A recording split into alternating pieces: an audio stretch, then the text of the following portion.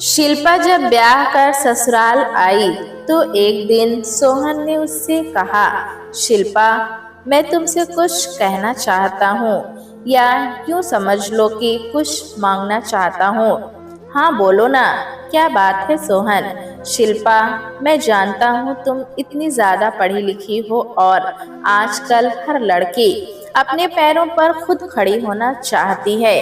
हो सकता है तुम भी यही चाहती हो। सोहन, तुम कहना क्या चाहते हो? मुझे खुलकर बताओ। शिल्पा, अगर हो सके तो तुम नौकरी मत करना। माँ का पूरा जीवन ही बीत गया सबके लिए करते हुए। मैं चाहता हूँ कि उन्हें भी अपनी बहू के आने के बाद थोड़ा सा आराम मिले। मैंने देखा है शिल्पा, पहले हमारा संयुक्त परिवार था। चाचा चाची, ताऊ ताई और सबके बच्चे साथ ही रहते थे। जब तक वे साथ रहते थे तब तक ताई और चाची हमेशा काम से जी चुराती थी और पूरा काम माँ के ऊपर ही आ जाता था। काम वाली क्यों नहीं लगाई सोहन? काम वाली तो सिर्फ बर्तन और पोछा करने के लिए ही थी ना शिल्पा। लेकिन घर में कितने काम होते हैं तुम तो जानती ही होगी। परिवार अगर संयुक्त है तब तो पूछो ही मत। माँ को हमेशा सबने बहुत ही हल्के में ले लिया था। सब उनसे अपना काम निकलवा लेते थे। माँ बेचारी कभी भी किसी को मना नहीं कर पाए। शिल्पा, काम वाली तो हम और भी काम के लिए रख सकते थे, लेकिन दिन भर अगर माँ को तुम्हारा साथ भी मिल जाएगा तो उन्हें भी अच्छा लगेगा। शिल्पा, ये कोई जबरदस्ती नहीं है, ये सिर्फ मेरे मन की बात है जो मैं चाहता हूँ। मगर तुम ऐसा नहीं करना चाहती तो कोई बात नहीं। माँ तो जब तक उनके हाथ पांव चलेंगे सब संभालती ही रहेंगी। शिल्पा ने कहा, अगर ऐसी बात है तो मैं नौकरी के बारे में कभी सोचूंगी भी नहीं।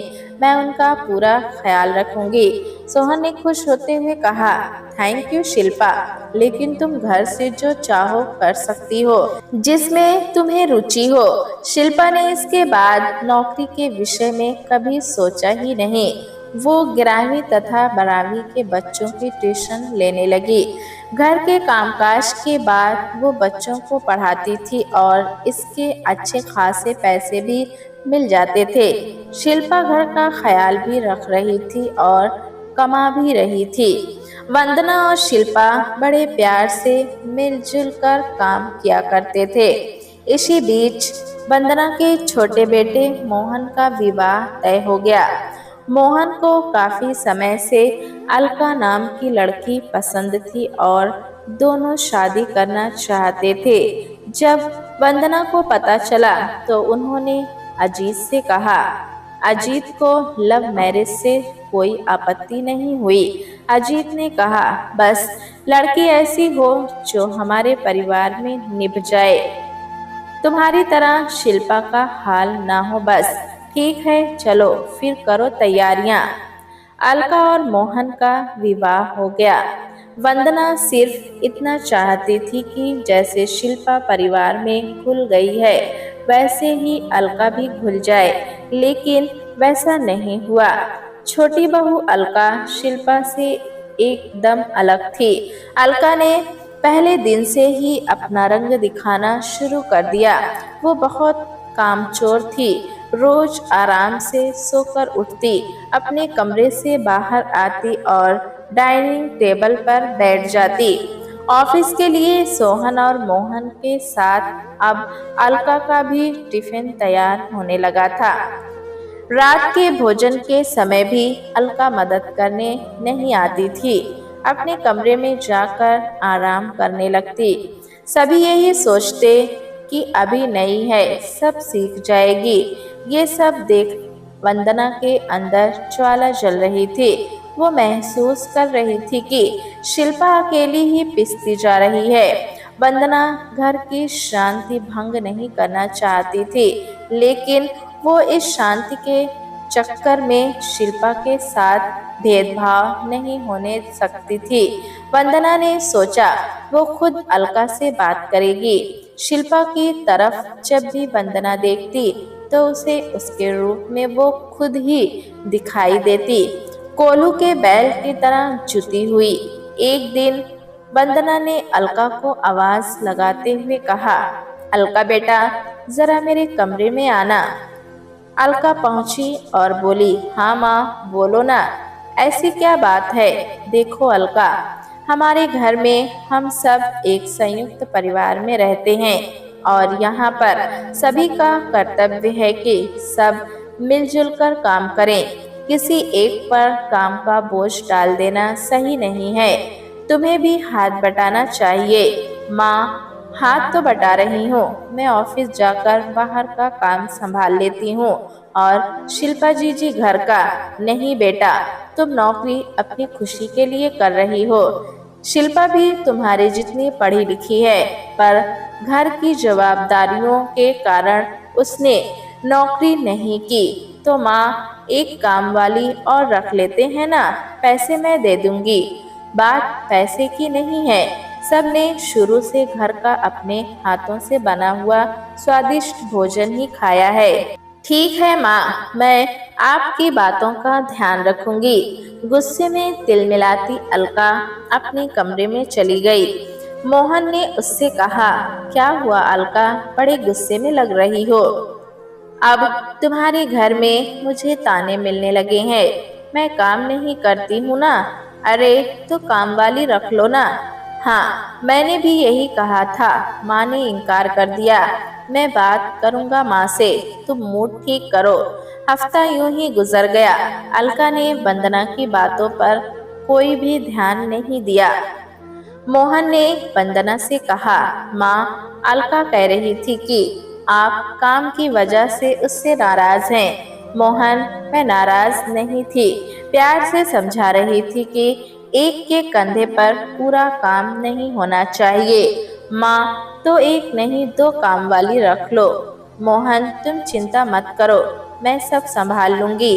तब तुरंत ही शिल्पा उसके पास आई और कहा, अरे छोड़ो ना माँ, अलका अभी छोटी है। बेटा, यही गलती तो मैंने भी की थी, इसीलिए सभी ने मेरा फायदा उठाया। मैं हमेशा पिसती ही रही। वे सब अपने परिवार के साथ घूमते जा रहे हैं। सब कहते वंदना बहुत अच्छी है, घरेलू है। बेटा, मैं नहीं चाहती कि ये सब तुम्हारे साथ भी हो, पर माँ, इस तरह घर में कलह होगी और परिवार टूट जाएगा। लेकिन आज कोई है हमारे साथ। शिल्पा, सब चले ही गए ना छोड़कर, मेरी अच्छाइयों को ताक में रखकर। नहीं माँ, हमें थोड़ा और इंतजार करना चाहिए। लेकिन वंदना ने शिल्पा के लिए अपनी चुप्पी तोड़ दी। अब वो अलका को खुद ही काम करने के लिए कहने लगी। रात को वंदना ने अलका को आवाज दी, अलका, शिल्पा को रोटी बनाने में मदद कर दो और सब्जी भी जरा काट दो। अलका नाक मुंह चढ़ाकर ही सही कुछ दिन काम करती रही। फिर एक दिन चिढ़कर बोली, माँ, मुझसे नहीं होगा काम, आपको कहा था ना, माँ, काम वाली रख लो। अब रोज की कलह शुरू हो गई। मोहन हमेशा अलका की ही तरफदारी करता। एक दिन तो अलका ने अपना गुस्सा शिल्पा के ऊपर ही उतार दिया और कहा, जीजी, मैं सब समझती हूँ, आप ही माँ को भड़काती हो। शिल्पा की आंखों से आंसू बह रहे थे। वंदना का तो दिमाग खराब हो गया है। उन्होंने कहा, अलका, तुम गलत सोच रही हो। शिल्पा ने मुझे कभी कुछ नहीं कहा, लेकिन मैं जिस चक्की में जीवन भर पिसती आई हूँ, उसी चक्की में शिल्पा को नहीं पिसने दे सकती। तुम्हें अगर ऐसा लगता है कि बिना किसी को मदद किए तुम सही कर रही हो, तो तुम मोहन को लेकर अलग रहने जा सकती हो। अलका ने तुरंत ही मोहन को आवाज लगाई, मोहन, देखो, हमें तो घर से निकाला जा रहा है। मोहन ने वंदना से कहा, माँ, मैं अलका का अपमान हरगिज सहन नहीं करूँगा। अगले 4-5 दिनों में मोहन ने रहने के लिए मकान ढूंढ लिया। अलका और मोहन को जाते समय शिल्पा ने उन्हें रोकने की बहुत कोशिश की। उसने कहा, अलका प्लीज प्लीज मत जाओ, हम सब मिलजुल कर रहेंगे। नहीं जीजी, जहाँ शांति नहीं वहाँ रहने से क्या फायदा। इतना कहकर वो मोहन के साथ चली गई। वंदना टूटते परिवार को देखती रही। अजीत शांत थी कि ये महिलाओं का आपसी मामला है। अलका अलग तो चली गई, लेकिन अब अकेली ही घर की सारी जिम्मेदारी उस पर आ गई थी। दूध, सब्जी, भाजी, अनाज सब उसे ही ध्यान रखना पड़ता। वहाँ तो ये सब शिल्पा देख लेती थी। अलका ने कुछ दिन शौक शौक में ये सब कर लिया, लेकिन अब उसको परेशानी होने लगी थी। काम वाली बाई ढंग से काम नहीं करती थी, उस पर भी नजर रखनी पड़ती थी। खाना बनाने वाली के हाथ का खाना ना मोहन को भाता ना ही अलका को। वंदना और शिल्पा के हाथों का बना स्वादिष्ट खाना उसे दोनों समय याद आता। मोहन को अब अपने परिवार की जुदाई बहुत खल रही थी। अलका भी कहाँ खुश थी। एक दिन मोहन ने कहा, अलका ये तो बहुत ही मुश्किल हो रही है, काश तुमने थोड़ा समझ लिया होता। माँ थोड़ी सी मदद ही करने को तो बोल रही थी, तुम भी तो थे ना वहाँ, मुझे अकेले को दोष क्यों दे रहे हो। अब उन दोनों के बीच झगड़े शुरू हो गए। इसी बीच अलका प्रेग्नेंट हो गई। उसने अपनी मम्मी को बुला लिया। मम्मी सिर्फ कुछ दिनों के लिए आ गई, लेकिन वो 15 दिन रहकर ही वापस अपने घर चली गई थी। मोहन कई बार शाम को वंदना के पास आकर रात का खाना खाने लगा। जब उसने वंदना को बताया कि अलका प्रेग्नेंट है, तो पूरे घर में खुशी की लहर दौड़ गई। वंदना ने कहा, वहाँ उसका ख्याल रखने के लिए कोई भी नहीं है।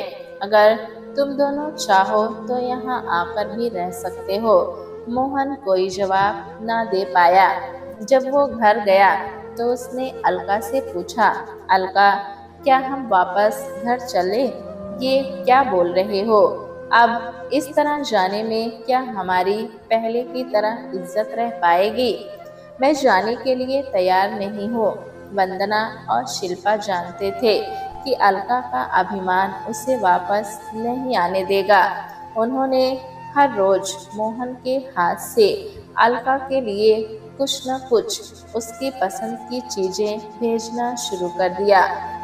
अलका ने फिर अपनी मम्मी को आने के लिए फोन लगाना शुरू कर दिया। एक दिन अलका की भाभी जया ने अपनी सास से कहा, मम्मी जी अलका दीदी गलत हैं, ऐसे में आप उनका साथ देंगी तो उन्हें कभी अपनी गलती का एहसास नहीं होगा। अलका की मम्मी ने कहा, जया तुम ठीक कह रही हो, लोग कहेंगे माँ ने अच्छे संस्कार नहीं दिए। इसीलिए जब अलका ने अपनी माँ को फोन करके बुलाया तो उन्होंने आने से मना कर दिया। अलका का चेहरा उतर गया। अलका की तबीयत बहुत खराब हो गई।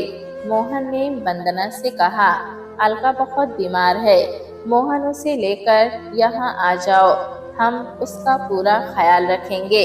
मोहन ने अलका से कहा, माँ कह रही थी कुछ दिन के लिए वहाँ चलकर आराम कर लो।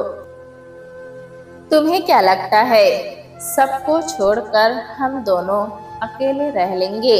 माँ पूरी जिम्मेदारी उठाने के लिए तैयार है। मोहन के इतना समझाने से अलका मान गई और 15 दिनों के लिए वे घर पर आ गए। सभी बहुत खुश थे। वंदना और शिल्पा अलका का बहुत ख्याल रख रही थी। अलका हैरान थी कि उसकी गलतियों के बाद भी वे उसका कितना ख्याल रख रही हैं। एक दिन उसने शिल्पा से कहा, जीजी थैंक यू, आप लोग कितना कर रहे हैं मेरे लिए। शिल्पा ने कहा, हम एक दूसरे का ख्याल नहीं रखेंगे तो और कौन रखेगा। अलका अब अच्छा महसूस कर रही थी और अब वो वापस अपने घर चली गई। बीच बीच में हर रविवार मोहन और अलका वंदना के पास आते रहते थे। 9 माह के बाद अलका ने एक बेटे को जन्म दिया। 15 दिन के लिए उसकी मम्मी मीना भी आ गई। वंदना ने मीना के जाने के बाद अलका को फिर से अपने घर बुला लिया था, ताकि देख रेख में कोई कमी न रह जाए। बच्चा धीरे धीरे 3 माह का हो गया। एक दिन अलका ने वंदना से कहा, माँ, अब मैं संभाल सकती हूँ, मुझे जाना चाहिए। अलका, ये घर तुम्हारा है, तुम यहाँ रह सकती हो, कभी भी संकोच मत करना। अलका ने कहा, माँ, मैं जानती हूँ। अलका और मोहन फिर अपने घर चले गए। अब अलका का ऑफिस शुरू हो गया। बच्चे को ऑफिस जाते समय अलका ससुराल में छोड़ देती। वंदना और शिल्पा बच्चे का पूरा पूरा ख्याल रखते थे। धीरे धीरे काफी जवाबदारी वंदना और शिल्पा पर ही आ गई। एक दिन अलका ऑफिस से सीधे अपनी माँ के घर आई। वो डोरबेल बजाने ही वाली थी कि उसे भाभी की आवाज आई। वो मम्मी से कह रही थी, गलती तो अलका दीदी की ही है। पिंकू की सारी जवाबदारी शिल्पा भाभी और आंटी पर ही तो है। अलका दीदी तो पिंकू को छोड़कर सुबह ऑफिस चली जाती हैं। ये तो वो लोग बहुत अच्छे हैं मम्मी, जो दीदी के इतने खराब व्यवहार करने के बावजूद सब कर रहे हैं। अपनी मम्मी और भाभी का ये वार्तालाप सुनकर अलका की रूह कांप गई। उसका हाथ अपने आप ही डोरबेल से नीचे आ गया और वो उल्टे पांव वहां से चली गई। वो रात भर सो नहीं पाई। उसे बार बार वही शब्द कानों में सुनाई दे रहे थे। उन शब्दों की गूंज उसके मन मस्तिष्क को भेद रही थी। वो सुबह उठी तो उसने मोहन से कहा, मोहन, मुझे घर ले चलो। इसी वक्त, क्या हुआ अलका, काफी उदास दिख रही हो। मोहन, प्लीज प्लीज कुछ मत पूछो, बस मुझे घर ले चलो। ठीक है अलका, चलो। पिंकू को गोद में उठाकर अलका मोहन के साथ निकल गई। घर नजदीक ही था। घर पर पहुंचकर उसने पिंकू को वंदना की गोद में देते हुए कहा, माँ, ये लो आपका पोता, मैं रसोई में जा रही हूँ शिल्पा दीदी की मदद करने। वंदना भौचक्की होकर सुन रही थी। ये देख ही भी रही थी। अलका फिर रसोई में गई जहाँ शिल्पा खाना बना रही थी। अलका ने कहा, जीजी हटो, आज से रोज मैं भी आपको गर्मा गर्म रोटी बनाकर खिलाऊंगी, जैसी आप सबको खिलाती हैं, पर आखिर में खुद ठंडी ही खा लेती हैं। शिल्पा ने उसकी तरफ देखा तो अलका की आंखों से आंसू बह रहे थे, जिसमें उन आंसुओं के साथ उसका पूरा अभिमान बहता हुआ साफ दिखाई दे रहा था। आंखों में वो अपनापन था जो इससे पहले कभी नहीं दिखाई दिया था। शिल्पा ने कहा, मेरी छोटी बहना पगली रो क्यों रही है? आज तो मेरी अलका बड़ी हो गई है, समझदार हो गई है। कहते हुए शिल्पा ने उसे सीने से लगा लिया। पिंकू को गोद में लिए वंदना भी रसोई के दरवाजे पर खड़ी थी। ये दृश्य देख रही थी। तभी उसकी नजर शिल्पा से मिली। तब शिल्पा ने कहा, देखो ना माँ, मैं ना कहती थी कि अभी अलका छोटी है, धीरे धीरे सब समझ जाएगी। आज हमारी अलका बड़ी हो गई है माँ, और समझदार भी। अलका ने झुककर वंदना के पैर छुए और कहा, माँ, मैं गलत थी। अब मुझे समझ में आ गया कि अकेले रहना कितना मुश्किल है। अगर परिवार का साथ हो तो हर चीज आसान लगने लगती है। माँ, मुझे माफ कर दो, मैं स्वार्थी हो गई थी। मेरा मेरा करने में हमारा शब्द तो मैं भूल ही गई थी। आज अगर कोई पिंकू को मुझसे दूर कर दे तो ये सोचकर ही मेरी रूह कांप जाती है और मैं पागल मोहन को आपसे दूर करने चली थी। वंदना ने कहा, अलका, काश तुम्हारी माँ की तरह अगर हर माँ अपनी बेटी को सही रास्ता दिखलाए तो फिर कोई अलका अपने मोहन को लेकर अलग नहीं जाए और कोई मोहन अपने माँ बाप से जुदा ना हो पाए। आज हमारे समाज के टूटते बिखरते परिवार में हर माँ और हर बेटी अगर थोड़ी समझदारी, थोड़ा धैर्य और थोड़ा एडजस्टमेंट करना सीख जाए तो फिर हमारे परिवार टूटेंगे नहीं बल्कि और मजबूत होंगे, जिनमें रहना स्वर्ग की अनुभूति करने से कम नहीं होगा। आज हमारा परिवार उसी सुख को महसूस कर रहा है। मैं सोच रही हूँ कि मैं कितनी भाग्यशाली हूँ बेटा।